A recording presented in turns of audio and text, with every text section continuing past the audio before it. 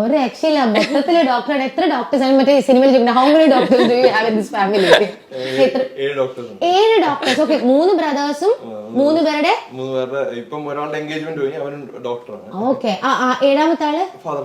ഓ, സാറും ഡോക്ടറാണല്ലോ. Okay, അതറിയണ്ടായില്ല. Okay, മൊത്തത്തിലൊരു doctor കുടുംബമാണ്.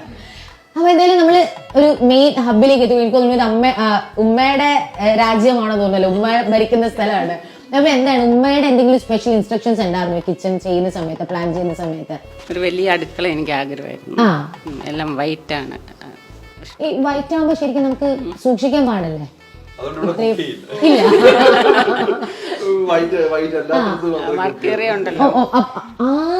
അകത്ത് ഇതെങ്ങനെ നല്ല വൃത്തിക്കൊക്കെ ഇടാൻ വേണ്ടിയിട്ടുള്ള ഒരു ഡൈനിങ് ഏരിയ ആണ്.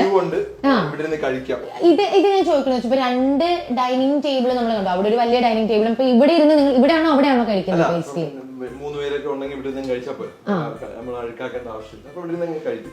അതിനുവേണ്ടിയാണ് നമ്മളിങ്ങനെ ചെയർ സെറ്റ് ചെയ്തേക്കുന്നത് ഇരിക്കാനായിട്ട്.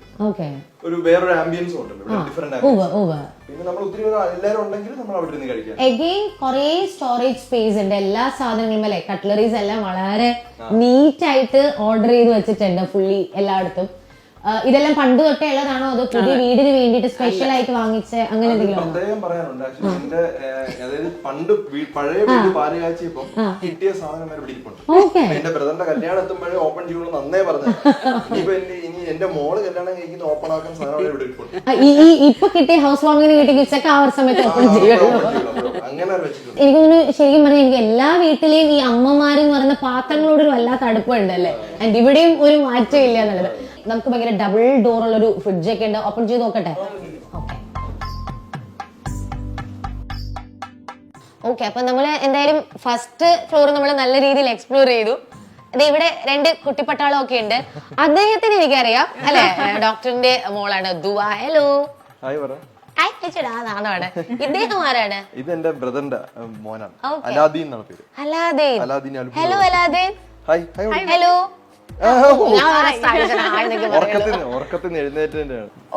ഇത് കറങ്ങുമല്ലേ സംഭവം? ഇത് 2 ഗുണമുണ്ട്.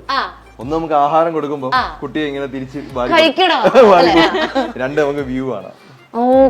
അങ്ങോട്ടിരുന്ന് സംസാരിക്കാം. ഇപ്പുറത്താണ് ആള് കൂടുതലെങ്കിൽ നമുക്ക് ഇങ്ങനെ തിരിച്ച് ഇങ്ങോട്ടിരിക്കാം. അപ്പുറത്താണ് ആള് കൂടുതലെങ്കിൽ അപ്പുറത്ത് അങ്ങനെ ഇരിക്കാം. 2 അങ്ങനെ ചെയ്തു. അപ്പൊ നമുക്ക് മുകളിലേക്ക് പോവാം. ഈ ഒരു സംഭവം അടുത്ത് വേറെന്തോ പുതിയ പരിപാടിയാണ്. ഇതെന്താണ് സംഭവം? അല്ല, നമുക്ക് ഞാൻ നേരത്തെ പറഞ്ഞില്ലേ, മൊബൈലിൽ നിന്ന് കൺട്രോൾ ചെയ്യാം. നമുക്ക് വേണമെങ്കിൽ കർട്ടൻ ഓപ്പൺ ചെയ്യാൻ വേണ്ടി നമുക്ക് ഓട്ടോമാറ്റിക് ആയിട്ട് ഇങ്ങനെ പ്രസ് ചെയ്ത് കഴിഞ്ഞാൽ അടിപൊളി അപ്പൊ ഒരു വ്യൂ കിട്ടുകയും ചെയ്യും.